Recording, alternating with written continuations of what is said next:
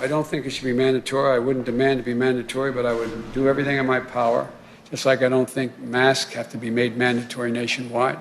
I'll do everything in my power as the President of the United States to encourage people to do the right thing, and when they do it, demonstrate that it matters. And then finally, on the vaccine, Andy Slavitt talked about the idea of a vaccine passport in the COVID briefing this morning. He said it's primarily going to be spearheaded by the private sector. What's the president's position on whether, once the vaccine is more readily available, businesses should be able to tell employees who don't want to get the vaccine for whatever reason that they can't come back into the workplace? We're going to provide guidance, just as we have through the CDC. There's currently an interagency process that is looking at many of the questions around vaccine verification. A determination or development of a vaccine passport, or whatever you want to call it, will be driven by the private sector. Ours will more be focused on guidelines that can be used as a basis. There will be no centralized universal federal vaccinations database and no federal mandate requiring everyone to obtain a single vaccination credential. We believe it will be driven by the private sector. I'm announcing that the Department of Labor is developing an emergency rule to require all employers with 100 or more employees that together employ over 80 million workers to ensure their workforces are fully vaccinated. Today, in total, the vaccine requirements in my plan will affect about 100 million Americans, 2/3 of all workers. And for other sectors, I issue this appeal to those of you running large entertainment venues, from sports arenas to concert venues to movie theaters. Please require folks to get vaccinated or show a negative test as a condition of entry. That's something that you would be in support of? Look, I focus on what we're doing in Ohio, and you know, we know what works, and what our job every day is to make sure these vaccines are available to people. I have been supportive of the vaccine. I've pushed the vaccine. I've been publicly vaccinated. That was my choice. What the Biden administration is doing is government overreach, pure and simple, and people don't want them hammering down on them to get this vaccine. How many businesses are going to lose employees? How many schools are going to be shut down? How many of these companies are going to be fined? This requires pushback and a response, and that's what the state of Arizona is going to do. Ben, your company's got over 100 employees, so what are you going to do? Are you going to listen to the president? Of course not. We're going to use every method and resource at our disposal to defy the president's unconstitutional order. I mean, we are staffing up right now on the legal side. We are already getting any lawsuit ready that needs to be gotten ready. We have to see the actual regulations, know the details of that lawsuit. What we can tell you is that the provisions that Joe Biden is going to be citing under OSHA are wildly overbroad. And frankly, I think that he's made a huge tactical legal blunder here. I think there's every possibility that something like this goes to the Supreme Court level, and suddenly we see a complete rewriting of the administrative state because Joe Biden couldn't get his act in order, and so he decided to issue a tyrannical and authoritarian order here.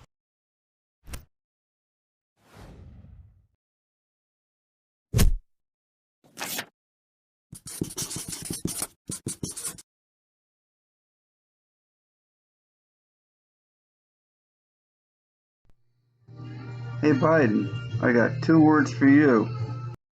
Fuck off. How's that? Your patience is wearing thin? You need to hear our voice. Because I'm sure I'm not the only one, but I know my patience is wearing very thin with you and all your handlers. Fool talking about my patience is wearing thin. Who the fuck you talking to? As long as your patience don't get as thin as that hairline, I think we'll be all right. I am not your child. And I'm sure enough ain't your bitch. You talking about your patience is wearing thin. These people have law. They acting like they, you know what I'm saying? Like they paying your bills and dicking you down. You got to watch.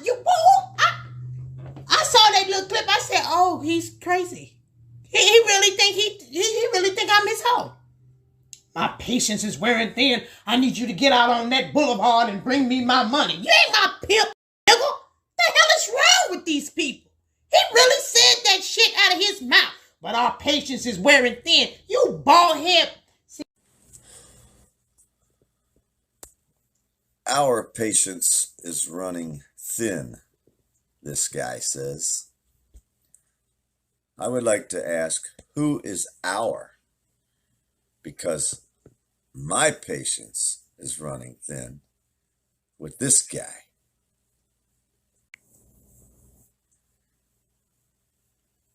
Initially reluctant to enact mandates, does he think he can just take our rights away? I believe he does. I believe this guy will try to take the Constitution away. I heard once he said, the people are the people in government. So the citizens are not we the people, basically, is what I understood when he said that.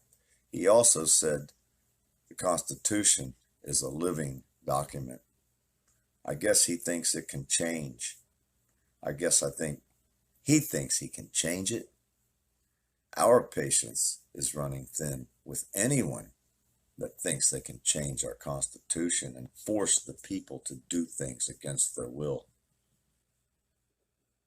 Our patience as Americans should be running thin. It says here that he expressed his frustration with the 80 million Americans who were eligible for the vaccination but have not received it. Our frustration, the 80 million people, are frustrated with people like him, that he can just change the Constitution, that he can force people to do things against their will, against their religious beliefs.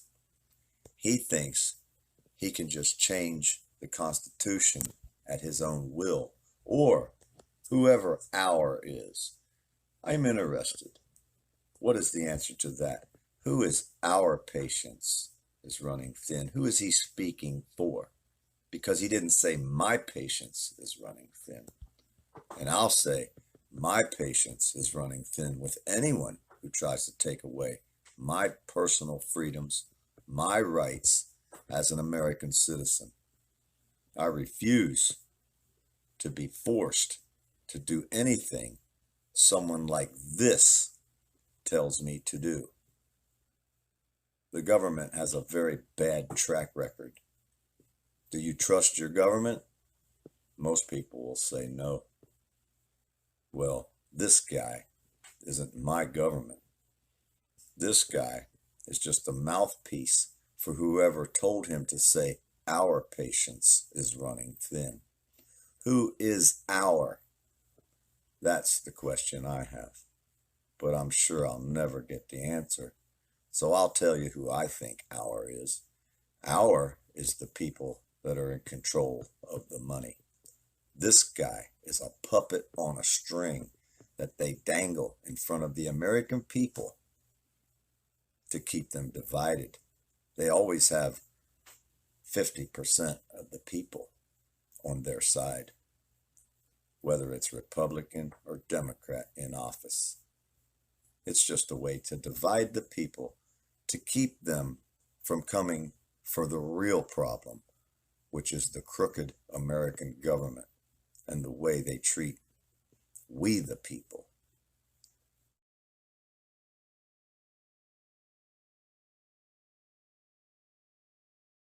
With the Delta variant circulating and cases rising, the pressure is on to vaccinate. And the list of companies choosing to mandate vaccines for staff seems to be growing every day, raising concerns and questions about workers' rights. Employment lawyer Lior Samfiru joins us now for another segment of Work, What's Next? Good morning, Lior. Thanks for joining us. Good morning, Candace. So we have the MLSE, the TTC, and even some banks, just to name a few, coming out with vaccine mandates. Some would say even ultimatums for staff. It kind of feels like we're in uncharted waters here when it comes to vaccine mandating in the workplace, and with these workplaces figuring things out as they go. Are you concerned by all of this?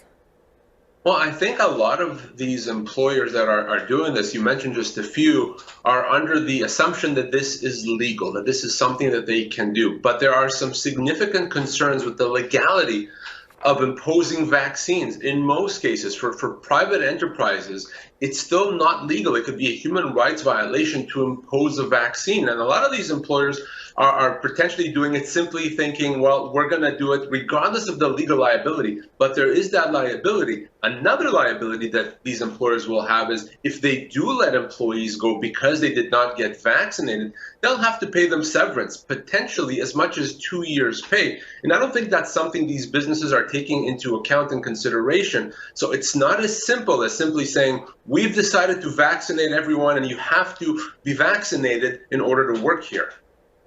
So the TTC union, representing about 12,000 of TTC staff, was pretty swift in coming out and saying that they would fight these mandates, requiring vaccines, rather. Do they have a leg to stand on? Is this something unions can fight and win?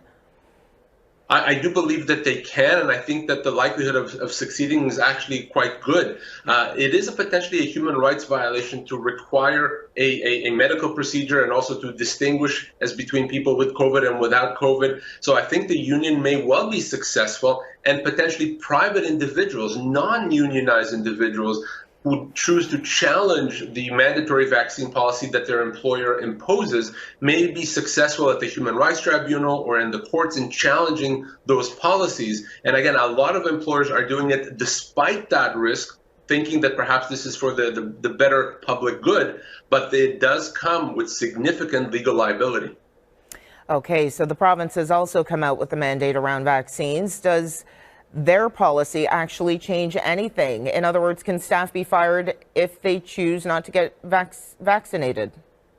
So the province called this a mandatory vaccine policy, but what's important to remember is that it's not mandatory vaccine, it's a mandatory policy. In other words, employers are required to have a policy about vaccines, but they still cannot choose to implement vaccines as mandatory or else. The only thing the province is requiring employers to do is if you're not going to have employees that are vaccinated, they have to undergo regular tests. So that does not allow employers to implement mandatory vaccine policies, to have vaccines as a cross-the-board requirement, and that liability still exists. It would have been very easy for the provincial government to say, you have to have vaccines in certain industries or else you cannot have employees. They've chosen not to do that. And as of right now, employers in public sector, employers in the healthcare sector or in other sectors still cannot unilaterally choose to impose vaccines. And finally, you've also been getting questions from clients over work performance issues. So can an employer terminate for cause due to performance issues? Keep in mind that a termination for cause means you're let go without any compensation, and that is considered the capital punishment of the employment relationship. It's reserved for the worst offenders. So the fact that you may have done something wrong or even a few things wrong does not mean you can be let go for cause without compensation. Only if you've done something terrible, and usually if the employer has warned you in advance, can then you be terminated for cause. Otherwise, that's a wrongful dismissal. Can then you be terminated for cause. Otherwise, that's a wrongful dismissal. Okay, lots of insight as always. Thank you again. That is Lior Samfiru, employment lawyer.